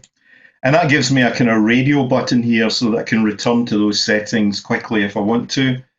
I'm going to use the first optimization method. So I'm going to go into optimization and desirability and say maximize desirability. And what that will do is it will search the factor space for a different combination of these factor settings to try and find the combination that gives us higher possible result for this critical output, because we've set the desirability to be maximized, or the goal to be maximized. So go into optimization and desirability, say maximize desirability. It's very quickly searched the factor space, found this combination of the factor settings that give me a much higher value for this critical output here. And if I simulated those new settings, you can see that I'm now predicting the failure rate to be around about 6%, just under 6%, or just around about 6%. So much smaller tail of the distribution being predicted to be below that lower spec limit with these particular settings, and still with the same amount of variation or drift around those settings. So that is a big improvement on the initial condition. Let me remember those factor settings. So I'll call this max desirability and click on OK. And I've got another radio button down here so that I can flip back to that setting if I want. I'm now going to show you the alternative method. It's a thing called simulation experiment. And what this does is this is going to run a series of simulations. In fact, it's going to do 128 different simulations by default. And it's going to explore different settings for time, temperature, and modifier. And it's going to use a space-filling design to explore this three-dimensional factor space. And I'm also going to change this to 1 to get it to explore the full factor range for each of the 3 factors. So I click on OK. So it's run a whole series of simulations now, 128 different simulations looking at different time, temperature, and modifier settings. And then it's run the Monte Carlo simulator at each of those different settings and calculated what the overall defect rate would be. It's also created a column which is the log 10 of the defect rate. Because defect rates can be negative, it does this log transform to make it an easier thing to model when we come to model it. And in fact, there is a script here, this Gaussian process script. I could just run this now and it would model that log 10 defect rate. But before I do that, I want to just kind of do a bit of visualization on this data so you get a better feel for what this data looks like. So if I go into a graph and scatter plot 3D, let me select the 3 factors and click on OK. So this is our 3-dimensional factor space here. Let me make the markers a little bit bigger. And also let me color the markers. So go in here and do rows, color or mark by column, and let me select the overall defect rate as the thing to color by. So you can see actually the lowest defect rates are in a particular corner of this 3-dimensional factor space. They're in a corner of the cube here. Another way that I could visualize this is through Graph Builder. So if I plot the time versus the temperature, and let me take the modifier and drag that onto the X grouping variable. And by default, JMP's kind of splitting modifier, which is a continuous variable, into 5 bands. Let me actually reduce that number of levels to 3 so that I've got a kind of low, medium, and high setting for modifier. Let me get rid of the smoothing line and let me drag overall defect rate over to the color drop zone. And then rather than displaying colored points here, let me switch this to be a contour plot. And maybe I want some additional contour levels just to see a bit more detail. So this is another view of that simulated data that we've generated. And you can see that the lowest defect rates are in this top right-hand corner of the factor space. We've got kind of 3 slices, 2-dimensional slices through this 3-dimensional factor space. But I didn't need to do any of that visualization. I was just doing that to give you a feel for what the data looks like. Let me run the Gaussian process now, and this is going to model that log 10 defect rate. And I'll minimize this table here. You can see it's done a pretty good job at modeling that those defect rates. And we now have a profiler. But this profiler is different from the larger one behind. This is the profiler for the log 10 of the defect rate. And I'm going to go in here and just make sure these profilers are linked. So I'm going to say link profilers, and they are. If I adjust the setting on this one, you can see the profiler, the big profiler behind is changing as well. And then again, I can go into the red triangle here to optimization and desirability and say maximize desirability. And it's now found new settings here for time, temperature, and modifier that minimize the defect rate, or the log 10 of the defect rate.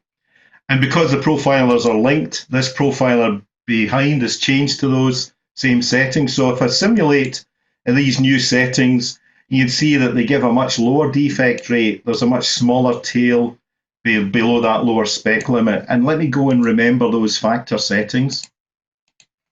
This was a simulation experiment. And let me click on OK. And let me just try and get this on the screen, all on the screen for you. I'm just going to make this a little bit smaller. I'm going to turn on automatic histogram update here. And also, if I go back to my initial settings by clicking on this radio button here, you can see we had about a 46% failure rate with these particular settings here. And, you know, just under half the distribution below that lower spec limit. Maximize desirability found new settings here that gave me a much higher value for this critical output, but we've still got about a 6% failure rate, so we've still got a small tail outside beyond that lower spec limit. Whereas simulation experiment kind of did a better job. It got that defect rate down to about 1%, and a much smaller tail below that lower spec limit. If I toggle between maximize desirability and simulation experiment, maybe you can spot that the thing that's changing is the modifier setting. So in fact, if I slowly increase the modifier, keep your eye on the gradient or slope of this line, and at the same time on the resulting width of this distribution here. So as I increase the modifier, what you'll see happening is that this line, the slope on it starts to get shallower, and as a result, this amount of variation is having less impact. It's translating through to less variation in the output. So in fact, if I increase the modifier all the way up to the top end of its range, You can see both of these lines for temperature and modifier are now flat. And as a result, this distribution has tightened because this variation is no longer having as big an impact.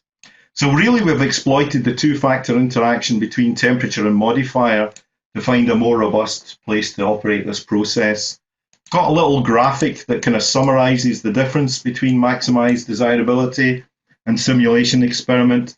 You can see here that maximized desirability tries to find a location where we get the most desirable result for our critical output or response, whereas simulation experiment tries to find a location that's tolerant to the amount of variation or control that we have over our input factors, and has found a more robust place to operate the process that's tolerant to this amount of variation or control that we've said we have in these set points or settings.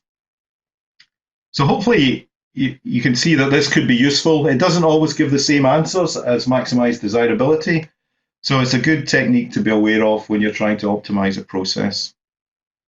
And I'll stop at that point. Outstanding. Thank you so much, Robert. We'll be sure to link to additional resources because I think some of you may want to try simulation experiments on your own. So be sure to visit the segment page at community.jump.com/jumponair.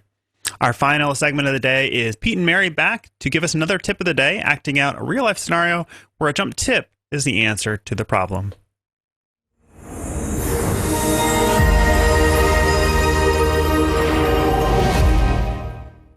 So I'm using my Boston Strong hat because it would have been this past Monday, the Boston Marathon, which we know was canceled. So here we go. So I'm putting the names of the people that sent in some suggestions for tips and tricks. And I have, Mia.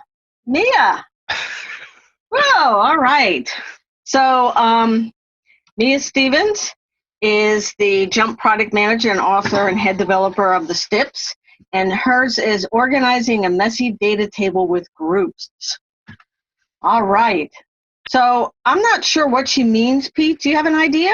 Yeah, it's not shocking that you don't know what a messy data table looks like. Here, let me share a data table you sent me. And here is this data table, and you can see we got lots of different columns. And you have a bunch of different scripts. And I think what Mia was talking about might have been motivated by you, but we have the... What are you trying to tell me, that my data table or panel there is messy?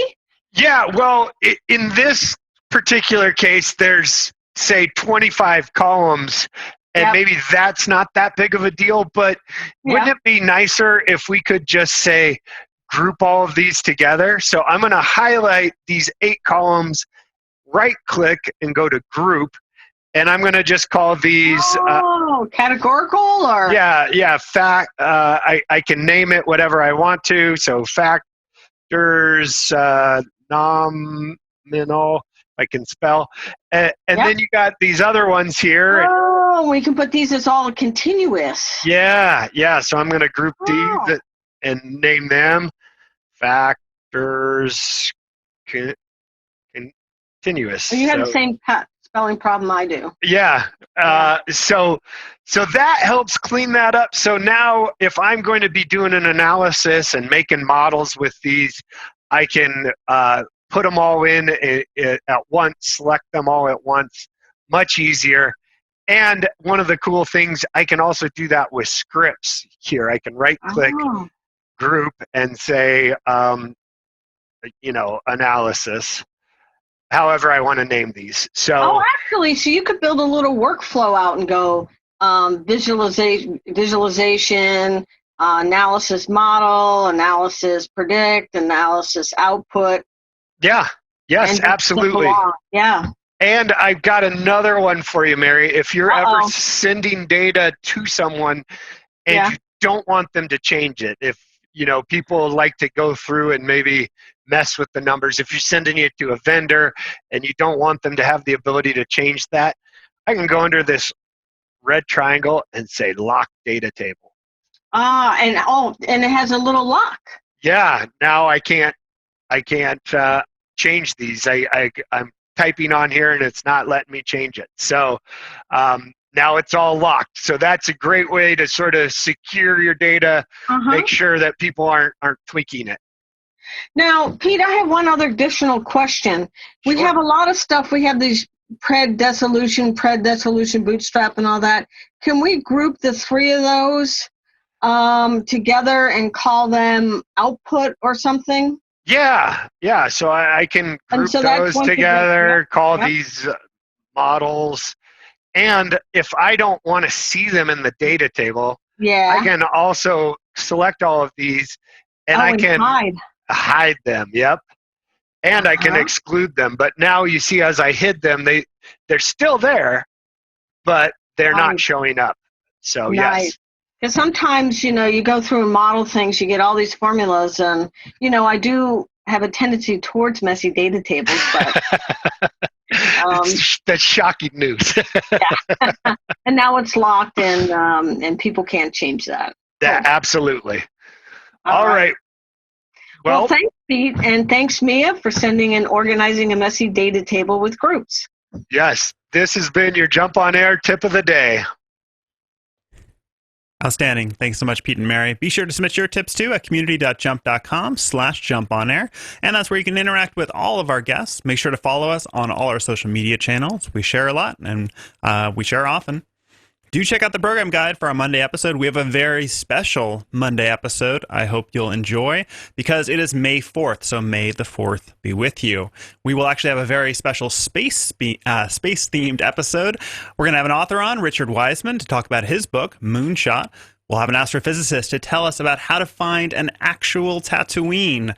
And we'll also have some NASA and JPL engineers on to tell us about how they designed the Mars rover Perseverance using JMP. So please share that with your colleagues, jump.com/JOA, and make sure you join us Monday for that very special episode. Until then, we hope you stay safe, we hope you stay healthy, and we hope you stay close, even as you're keeping your distance. Happy Friday, everyone. Goodbye.